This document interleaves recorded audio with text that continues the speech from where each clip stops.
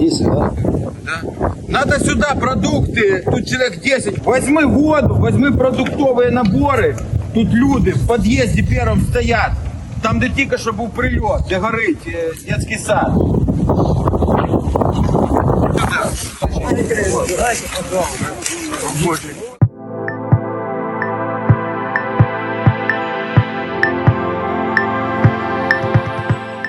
Добрий день, я Олександра Кліціна, журналістка «Київпост». Сьогодні з нами Петро Стоун, боєць ЗСУ. Добрий день. Добрий день. Петро, ви тільки що приїхали з Бахмуту. Скажіть, будь ласка, що там відбувається? Тобто є в новинах, що росіяни там досить активно наступають, чи залишились якісь мирні? Зараз Бахмут став і стає, на жаль, фортецею і самим основним місцем бойових дій, театром бойових дій не тільки на Донбасі, але й на всій Україні, на цій війні російсько-українській. Тому зараз до Бахмута починають все більше приковувати увагу світову. І взагалі те, що робиться зараз в Бахмуті, це назвати логіки немає. Вони день і ніч, 24/7, поливають Бахмут вогнем. Б'ють по всьому, що тільки там є. Нема вибору. При мені, я викладував там відео в себе, ракети, снаряди, вже пряма артилерія, гради, урагани, все прилітає в жилі будинки, в школи, в дитячі садки. Немає де людям сховатися. Вони живуть в підвалах. А скільки там людей залишилось? На даний момент десь до 15 тисяч. До 15 тисяч. Якщо до війни було 70 тисяч, трошки більше, то зараз до 15 тисяч людей залишаються в Бахмуті. І більше того, мені було бачити дивно, і це привело в шок. Я бачив дітей. І є діти і малі, і середнього віку, але... А скільки дітей? Десь, я думаю, до 300 чоловік в Бахмуті є. Умови жахливі. В будинках немає вікон, немає дверей в багатоповерхівках. Зараз. Так, вони в будинках палять багаття прямо на підлозі. На всіх, звісно, навіть не ніякий процент людей не вистачає буржуйок, пічок. Люди готують на вулиці. У мене теж там я викладував відео, де люди прямо на вулиці готували їжу. На вулиці зараз, хто знає регіон Донбасу, які вітра на Донбасі, це навіть не з чим не можна порівняти. Там вітер при -7 зараз, це відчувається як -20, напевно. Тому, ви розумієте, на цеглі, в багаття, як нагріти, як закип'ятити, все здуває. Тобто люди мучаються до такої, це неможливо взагалі. І наші військові мужньо відбивають десятки атак в день на Бахмут. Тобто ворог кидає своїх чмобіків, своїх непідготовлених зовсім людей просто хвилями. І він питається таким чином подолати наші укрепрайони. Їм це зараз не вдається.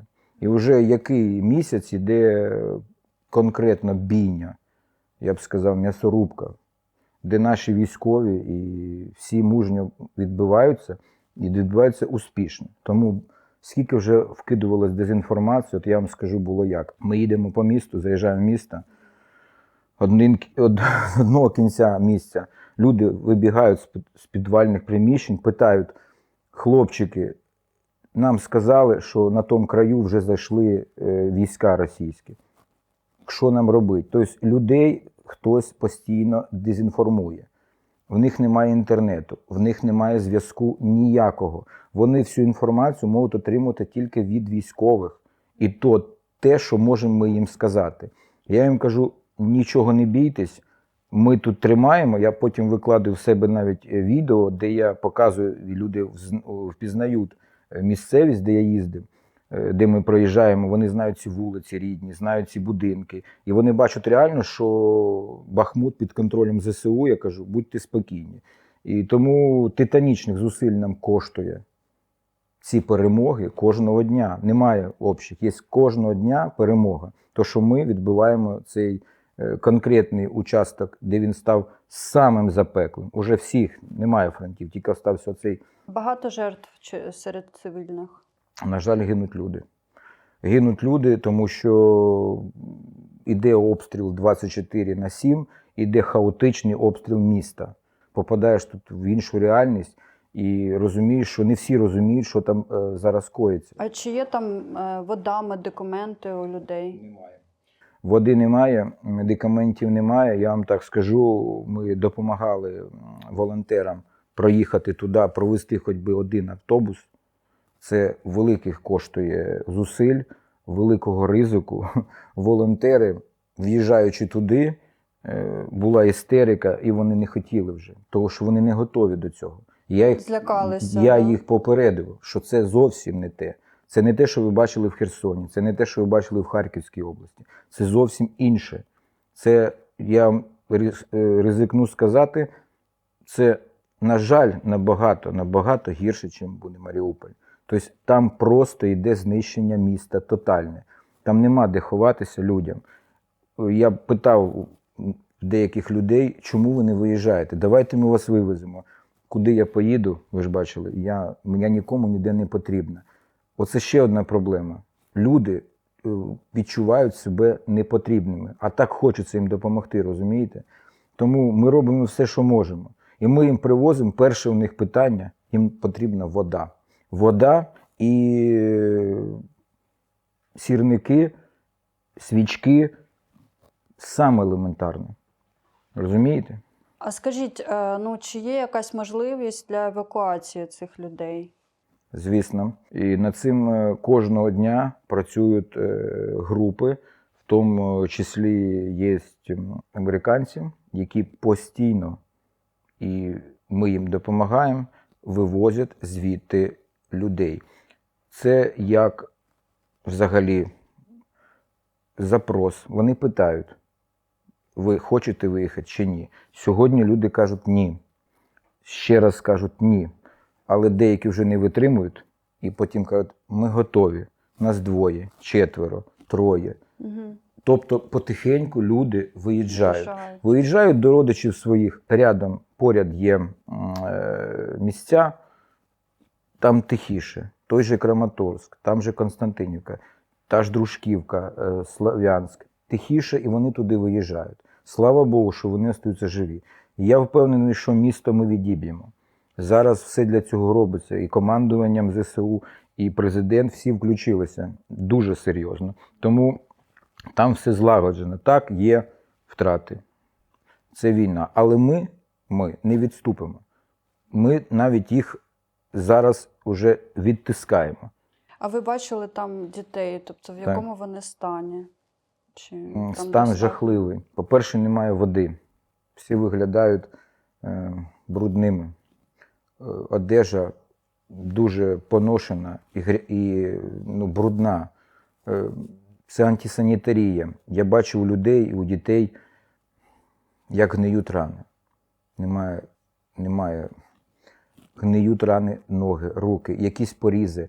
Йдуть обстріли, скло, куски шифера, якісь шматки попадають, люди поранені. Нема чим навіть загоювати рани. А чому ж вони не виїжджають? Це, мабуть, теж небезпечно виїхати, вони бояться ж, правильно? Бояться це, тому евакуація йде тих, хто хоче, насильної евакуації немає. Є по бажанню. Люди деякі виражають своє бажання, і ми їх вивозимо. А гуманітарну допомогу, крім вас, ще хтось доставляє? Тобто якось можна цим людям допомогти? Я так бачу у себе там в новосних тіктокі або в Фейсбуці. Я бачу, що деякі волонтери теж пробиваються туди. Але це мізер, розумієте? Тобто привезти туди фуру не завезеш. Тобто фуру треба туди вивозити маленькими мікроавтобусами.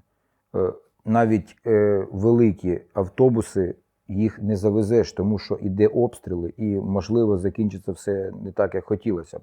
Тому фуру туди не затягнеш, дороги розбиті, іде вже постійний обстріл. Хтось привозить, наприклад, там в Ізюм, або з цієї сторони Харкова, або зі сторони Краматорська-Слов'янська, привозять, наприклад, фури великі, і від тіля вже потихеньку питаються прориватись, коли дають відмашку військові, що можна. І ми тоді прориваємося, проводимо їх. І от зараз опять виїжджаю буквально на днях знову на Донбас, туди ж. І ми знову будемо допомагати і робити це кожен день. У нас починається з 8 ранку, тільки світає. 8 ранку ми виїжджаємо на Бахмут і працюємо до 4 дня, коли вже починаються сутінки, тому що треба вискочити до темноти, щоб без світла. Тому що далі вже тебе побачать дрони, і це дуже небезпечно. Але ми це робимо під обстрілами, ризикуючи життям. Але помічі, ви правильно кажете, треба більше. Більше і більше і більше. Ми готові це робити. Хто готовий допомагати, приєднуйтесь. Я все можу показати, розказати, провести. Ми це все знаємо, які там дороги, де проїхати, через що проїхати. Ми це вже знаємо на своєму вже досвіді. Ну, ви така відома людина, особливо в російських ЗМІ. Тобто нещодавно був репортаж, де Пригожин коментував щодо вашого відео, що американська компанія приватна воєнна «Моцарт» працює в Україні. Чи це дійсно правда і чи відповідає це дійсності? Так, це відповідає дійсності. Американський полковник, командуючий Сили спеціальних операцій морської піхоти США. Зараз він у відставці. Щоб це зробити, він пішов у відставку. Він створив частну військову компанію в Україні, назвав її «Моцарт». Це як поставив Вагнеру. Два композитора, німецький, австрійський. «Моцарт» проти Вагнера. Я, будучи там, з ними познайомився. Це дуже активна група. У них є 2 крила. Одне тактичне військове, яке навчає військовому ремеслу, найкращі спецназовці, і всі навчають хлопців поводження зі зброєю, тактичні навички, відпрацьовані групами різні. Тобто це дуже корисно. А інша гуманітарна по евакуації людей, допомоги і гуманітарна допомога. І я зараз співпрацюю з усіма цими, і вони так вийшло, що ми познайомилися там в Бахмуті, і вони запропонували мені співпрацю, і ми так здружилися, і пройшов цей момент, коли мені передавали шеврон, і це попадає на всі пабліки російські,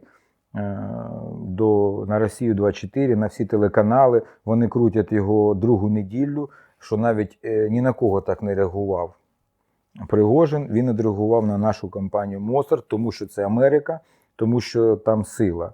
І зараз ми спільно працюємо і розвиваємо нашу співпрацю.